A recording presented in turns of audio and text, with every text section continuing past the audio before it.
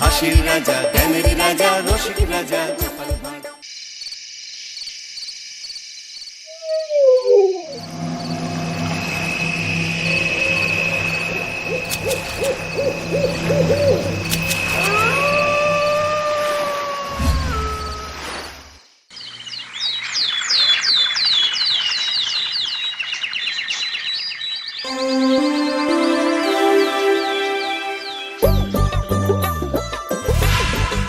দূর দূর, হঠাৎ করে কেন যে এত চুল ঝরছে বুঝতেই পারছি না।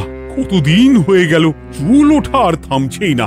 না, এমন হতে থাকলে তো মাথায় টাক পড়ে যাবে।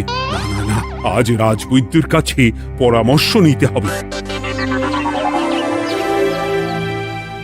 কি ব্যাপার মহারাজ, আজ আপনাকে এমন চিন্তিত দেখাচ্ছে কেন? জীবনে বড় দুঃখ গোপাল, মন মেজাজ একদম ভালো নেই। সে কি কি হয়েছে মহারাজ? গোপাল থাকতে দুঃখ কিসের? আর বলো না, মাথার চুলগুলো আজকাল ঝড়ে পড়া পাতার মতো পটপট করে ঝরে যাচ্ছে। আমি তো জানি কেন এমন হচ্ছে, কিন্তু এখনই মুখ খুললে চলবে না। আর একটু বেশি বিপদ বাড়লে তখন মাঠে নামবো। তাই বলুন। এ তো খুব ছোট ব্যাপার। চুল ঝরলে টাক পড়বে, আর সেটা পড়া কত ভালো জানেন? কথায় আছে, যত বড় টাক তত বেশি টাকা। তুমি চুপ করো তো বাপু। যদি টাক থাকলেই টাকা হতো, তাহলে তোমার টাকা কোথায়? যেটা বোঝো না সেটা নিয়ে কথা বলো না। তাই না তাই, মহারাজের ঝরছে চুল, চিন্তার ভাঁজ মাথায়। গোপাল যতই চেষ্টা করুক, চিড়ে ভিজবে না কথায়। তোমরা সকলে থামো তো দেখি। ও রাজবৈদ্য, তুমি এর কিছু উপায় বলো। আগে মহারাজ, অনেক সময় দেহে ওই লৌহের পরিমাণ কমে গেলে এমন চুল ঝরে। আপনি বরং পালং শাক, ওই কিশমিশ, কলা ও আরো কিছু ফল আমি বলে দিচ্ছি, সেগুলো বেশি করে খান। আচ্ছা আচ্ছা আচ্ছা, তবে তাই করে দেখি।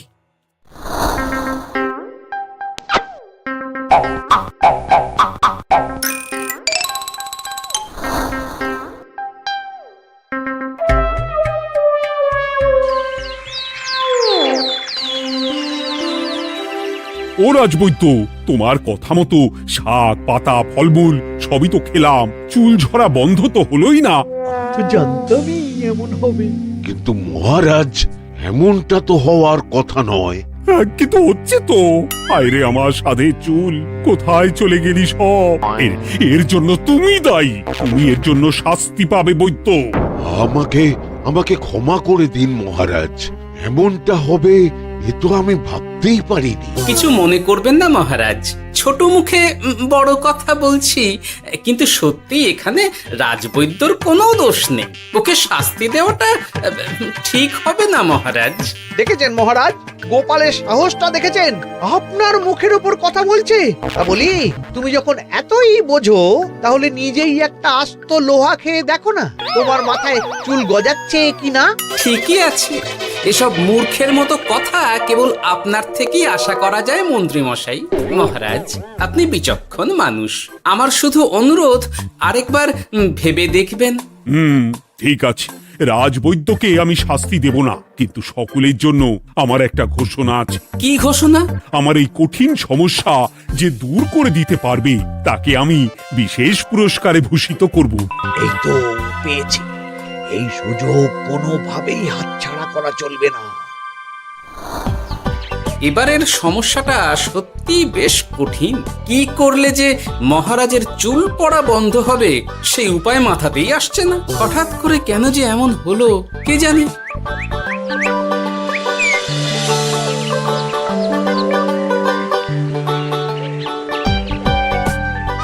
ও মা, তুমি এসে গেছো? একটু বসো, আমি তেলটা মেখেই হাত ধুয়ে খাবারটা বাড়ছি। হ্যাঁ, সে ঠিক আছে, কিন্তু তুমি কিসের তেল মাখছো এটা? কি আবার মাথার চুলের তেল? এখানেও চুল, ওদিকে মহারাজেরও চুল ঝরে পড়া নিয়ে আমরা সবাই হিমশিম খাচ্ছি গিন্নি। আরে, মহারাজের অত সুন্দর কালো চুলগুলো ঝরে যাচ্ছে, এ তো ভারী দুঃখের কথা। সে আর বলতে। ওই জন্যই তো আমি আমি বাবা মাথায় এই জড়িবুটি তেল মাখি, এতে চুলের গোড়া শক্ত করে, চুলকে ভালো রাখে, নতুন চুল গজায় সব। হ্যাঁ কি কি বললে? নতুন চুলও গজায়? সত্যি? হ্যাঁ, বাহ, তাহলে আর চিন্তা কি? আমাকে এই তেলটা একটু দিতে পারবে গিন্নি? মহারাজকে দিয়ে আসি। উনি বলেছেন যে ওনার সমস্যা দূর করতে পারবে তাকে উনি পুরস্কার দেবেন। ওমা, এই তাই নাকি? এ তো দারুণ ব্যাপার গো। নাও নাও নাও, তেলখানা নিয়ে মহারাজকে কাল দিয়ে এসো তাহলে। আর জানিয়ে দিও, দিনে 2 বার কিন্তু তেল মাখতেই হবে। হ্যাঁ, আচ্ছা, ঠিক আছে।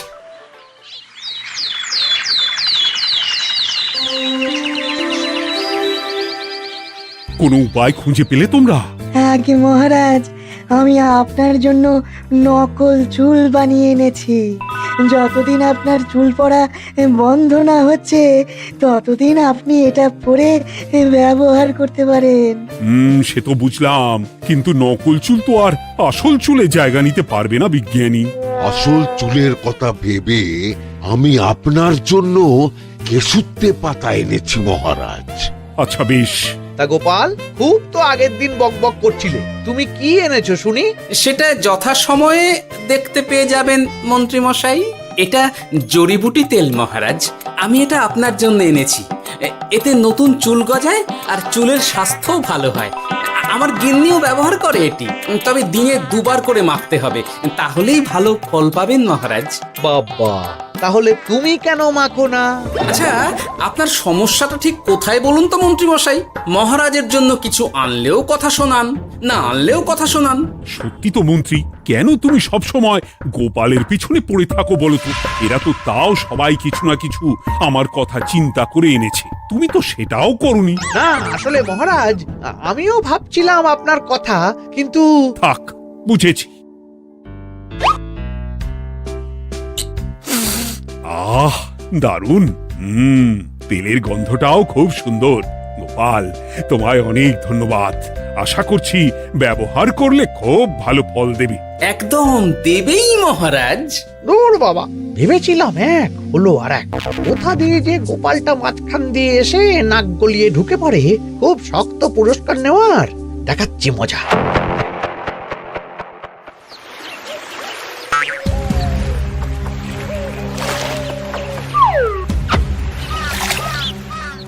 এবারে গোপালের তেল দিয়েই সব কিছু তোলপাড় করব।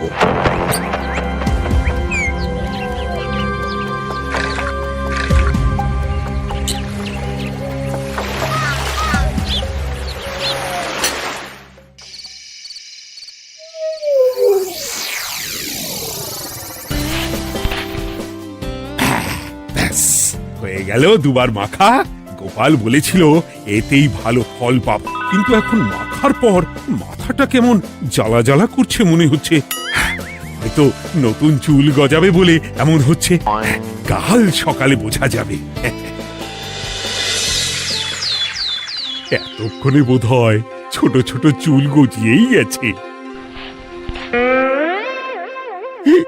কি এটা চুল গজানোর তেল ছিল নাকি পড়ে যাওয়ার? হে ভগবান, যেটুকু বাকি ছিল সেটাও ঝরে পড়ে টাক পড়েই গেল। হ্যাঁ, গোপালই হলো যত নষ্টের গোড়া। আজ আসুক সভায়।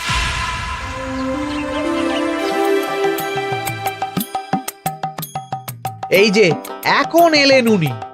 ও কি মহারাজ, আপনি এমন কাপড় মাথায় জড়িয়ে বসে আছেন কেন? তুমি আর এমন প্রশ্ন জিজ্ঞাসা করো না গোপাল, তোমার দয়াতেই মহারাজের এমন অবস্থা। মানেটা আমি তোমায় দেখাচ্ছি, দাঁড়াও। এই যে গোপালের দেওয়া তেল মেখেই আমার এমন হয়েছে, আর তার জন্য আমি তোমাকে কোনোদিনও ক্ষমা করব না গোপাল। বিশ্বাস করুন মহারাজ, আমার গিন্নিও মাখে এই তেল, কিন্তু এমন কিছু তো এখনো পর্যন্ত ঘটেনি। আমি আর কিচ্ছু শুনতে চাই না। আমার মাথা ভর্তি চুল আমি ফেরত চাই। যতদিন না আমার মাথার সব চুল ফিরে আসছে ততদিন আমি তোমার মুখও দেখতে চাই না। মহারাজ, আপনার কোনো চিন্তা নেই, আমি তো আছি। এবার এই সমস্যার একটা সমাধান আমি করেই ছাড়বো। কি ব্যাপার, মন্ত্রী মশাই এত লাফাচ্ছে কেন? এসবের পেছনে আবার ওনার হাত নেই তো? না, ব্যাপারটা পরে দেখতে হচ্ছে।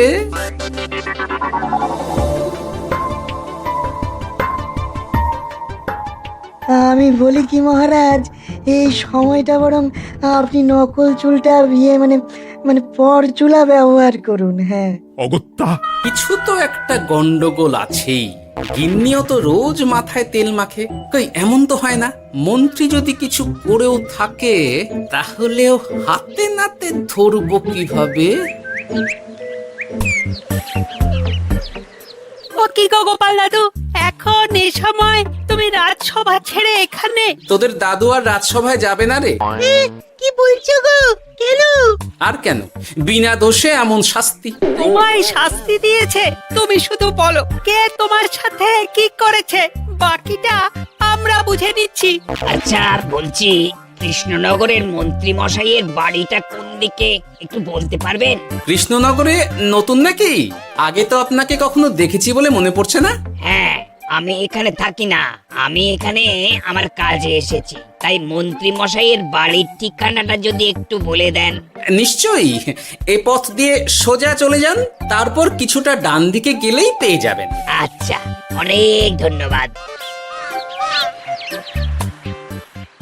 ভিন গাঁয়ের লোক মন্ত্রী মশাইয়ের বাড়িতে, ব্যাপারটা বেশ সন্দেহজনক লাগছে। এই এই গুলটে ন্যাপলা, তোরা তোরা দুজন একটু আড়াল থেকে দেখতো লোকটা মন্ত্রী মশাইয়ের বাড়িতে ঠিক কি জন্য এসেছে, তারপর আমায় খবর দিস। ঠিক আছে গোপাল দাদু। তোমার আবার এখানে আসার কি দরকার ছিল? আমি তো বলেছি যে আমি ঠিক গিয়ে তোমার পাওনা গন্ডা মিটিয়ে দেবো। মিটিয়ে দেবে? কতদিন হয়ে গেছে জানেন? দেখো, হয় আমার কীটনাশক আর সার সব ফিরিয়ে দিন, নয়তো আমার জিনিসের দাম মিটিয়ে দিন। কীটনাশক, সার আর কি করে ফেরত দেবো বলো? ও তো সব পুকুরের জলে মিশে গেছে। ওসব আমি জানি না, আমার পাওনা গন্ডা মিটিয়ে দিন, ব্যাস। চল চল, এখনই তাহলে গোপাল দাদুকে গিয়ে সব জানাই। হ্যাঁ, চল চল। দাদু, ও গোপাল দাদু, তোরা এসে গেছিস? আয় আয় আয় আয় আয়। মন্ত্রী মশাইয়ের মুখ থেকে অনেক খবর পেলাম। তাই নাকি? কি শুনি? মন্ত্রী মশাই ওই লোকটার কাছ থেকে অনেক কীটনাশক সার নিয়েছে, কিন্তু এখনো জিনিসের দাম মেটায়নি। হ্যাঁ, ওই জন্যই তো মন্ত্রী মশাইয়ের উপর লোকটা খুব রেগেছিল, হুমকিও দিয়েছে এক সপ্তাহের মধ্যে জিনিসের দাম সব মিটিয়ে দিতে হবে। তাই নাকি? কিন্তু কীটনাশক সার নিয়ে মন্ত্রী মশাই কি করবে? সেটা তো বলতে পারবো না দাদু, তবে হ্যাঁ, মন্ত্রী মশাই ওই লোকটাকে বলছিল যে ওই সব কীটনাশক সার পুকুরের জলে মিশে গেছে। কি বললি? পুকুরের জলে? আচ্ছা, এবার দুয়ে দুয়ে চার করা গেল। অনেক ধন্যবাদ রে তোদের। বল বল, তোরা কি খাবি? কিচ্ছু লাগবে না গোপাল দাদু, তবে ভোলা বয়ের আর মিষ্টি খাওয়ালে। আচ্ছা আচ্ছা। কি করে যে মহারাজকে আসল ব্যাপারটা বোঝাই, কিছু তো একটা উপায় বের করতেই হবে। তা বলি বাবা, রাজসভায় যেতে হবে না বলে কি সারাদিন এইভাবেই শয়নে শয়নে দিন কাটাবেন বাবা? হ্যাঁ, উপায় পেয়ে গেছি। বুঝলে গিন্নি, আমাকে একটা জায়গায় যেতে হবে, বুঝলে? তারপর ওখানে যদি কাজ হয় তাহলে আগামীকাল রাজসভায় আমি যাব। কিন্তু তুমি যে বলেছিলে তোমার এখন ছুটি। হ্যাঁ, কি আর করি বলো, গুরুত্বপূর্ণ একটা কাজ, তাই যেতেই হবে। আচ্ছা যাও। ওই গো বিজ্ঞানী, আরে গোপাল যে, বলো। এই যে বিজ্ঞানী, একটা বিশেষ দরকারে তোমার কাছে এলাম, বুঝলে? হ্যাঁ, বলোই না। আচ্ছা, এই দূষিত জলকে কিভাবে আবার পরিশুদ্ধ করে বলতে পারবে? কেন পারবো না? জলের মধ্যে একটু চুন আর ফটকিরি দিয়ে দিলেই জল আবার দূষণমুক্ত হয়ে যাবে। তবে ওগুলো দেওয়ার পর কিছুদিন সেই জলকে ব্যবহার করা বন্ধ রাখতে হয়। হ্যাঁ, আচ্ছা আচ্ছা, অনেক ধন্যবাদ, আসি তাহলে। হ্যাঁ,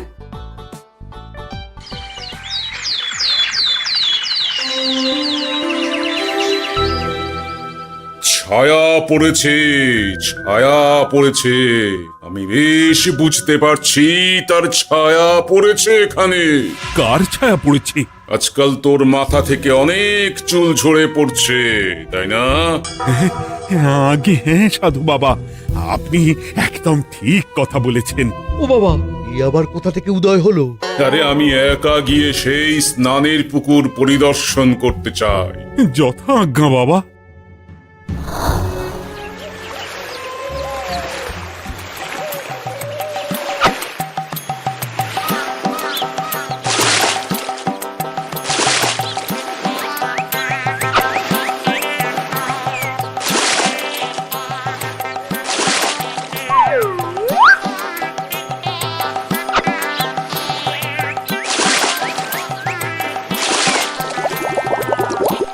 যাক বাবা, মোটামুটি সপ্তাহখানেক এভাবে থাকলেই পুকুরের জল আবার আগের মতো পরিষ্কার হয়ে যাবে।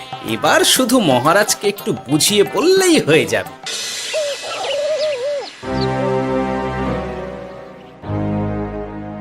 কি বুঝলেন সাধু বাবা? আমার অনুমানটাই ঠিক ছিল। পুকুরের জলে কালো ছায়া পড়েছে, কুদৃষ্টি পড়েছে, তাই এমন হচ্ছে। সে কি? কি কালো ছায়া? যত সব বাজে কথা। জল দূষণ করলাম আমি, আর দোষ পড়ছে কালো ছায়ার উপর। তাহলে এখন কি হবে? চিন্তার কোনো কারণ নেই। আমি মন্ত্রপুত ভস্য ছড়িয়ে দিয়েছি। 1 সপ্তাহ ওই পুকুরের জল স্পর্শ তো দূর, পুকুরের কাছেও যাওয়া নিষেধ। তাহলে আমার মোহরের কি হবে? যথা আজ্ঞা সাধু বাবা। ও কি, তাহলে মহারাজ এতদিন স্নান করবেন কোথায়? সে কথা কাউকে চিন্তা করতে হবে না। মহারাজের ওপরে কালো ছায়া পড়া জল পড়েছে, তাই আগে সেটা শোধন করতে হবে। আমাকে তাহলে কি করতে হবে সাধু বাবা? আমার শিষ্য গোপাল আমাকে আগেই এই বিষয় জানিয়েছিল। আমি তার হাত দিয়েই তোর স্নানের জল পাঠিয়ে দেব। তাই আগামী 1 সপ্তাহ সেই জল দিয়েই তোকে স্নান করতে হবে। কি গোপাল? দেখছো তো মন্ত্রী, গোপাল আমাকে কত ভালোবাসে।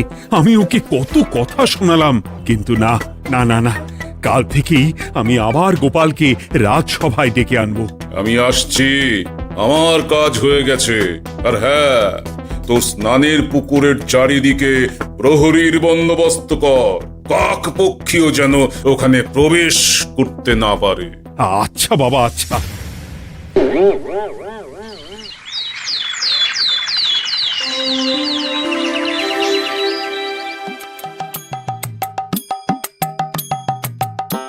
গোপাল, তোমাকে আবার এখানে দেখতে পেয়ে আমার খুব ভালো লাগছে। তোমার গুরুদেব গতকাল এসেছিলেন, কিছু মনে করো না। না বুঝেই তোমাকে অনেক কথা শুনিয়েছি। না মহারাজ, আমি জানি আপনি আমাকে খুব ভালোবাসেন, তাই আমি কিছু মনে করিনি মহারাজ। এই নিন, আমি আপনার স্নানের জল এনেছি। হ্যাঁ হ্যাঁ, দাও দাও দাও।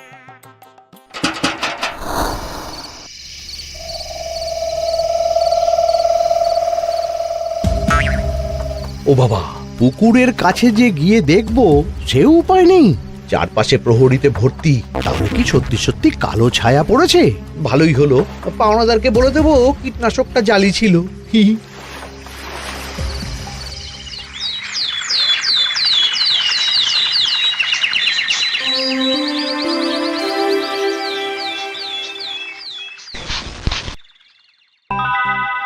এই তো আমার সেই পুরনো কালো চুলগুলো আবার ফিরে এসেছে। আহা, কি যে আনন্দ হচ্ছে দেখে। আজ 1 সপ্তাহ সম্পূর্ণ হলো। গোপালের জন্য আমার স্নানের পুকুর থেকে কালো ছায়া দূর হয়েছে। আমাকে এই সমস্যা থেকে দূর করার জন্য আমি গোপালকে 100টি মোহর উপহার দিতে চাই। ধন্যবাদ মহারাজ। দূর, আমার আর ভালো লাগে না। সব সময় গোপালই মোহর পায়, এটা তো আমার পাওয়ার কথা ছিল। এদিকে আজকে পাওনাদারও আসবে।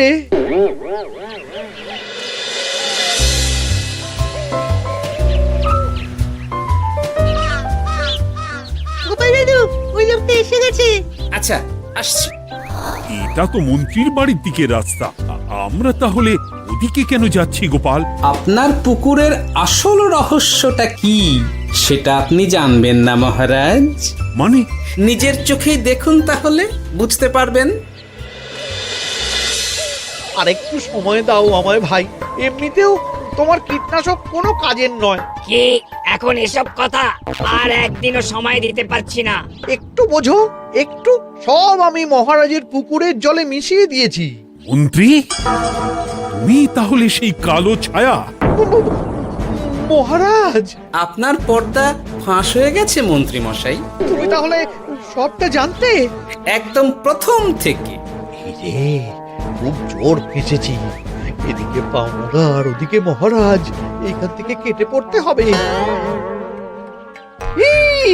গন্ডগোল করে আবার পালানো হচ্ছে তবে রে। বলো, কেন করেছিলে? মহারাজ, আমি ভেবেছিলাম আপনার সব চুল উঠে গেলে আমি আপনার কাছ থেকে চুল গজানোর ওষুধ দেওয়ার নামে অনেক টাকা লুটবো। কিন্তু সেই ভাবনা ভাবনাই থেকে গেল, সেগুড়ে যে বালি হয়ে গেল। ভাবা যায় চুলের জন্য চুলোচুলি, হ্যাঁ?